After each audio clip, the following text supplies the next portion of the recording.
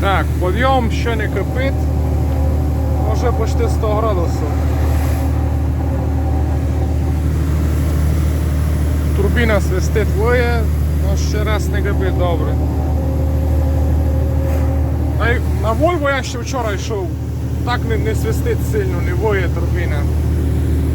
Ну мені подобається, в принципі заєбісь, як на самоліті. О, 22 тонни. Підйом серйозний, так не видно може, но.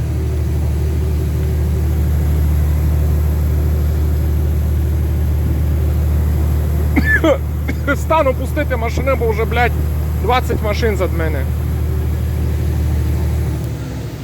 Так, можна перейти на автоматичну, вже може і переключати тут. Просто коли держати на автоматі, то вона ву-ву, типу включає, дали назад, включає, дали вниз. Включає, дали вниз. Вот.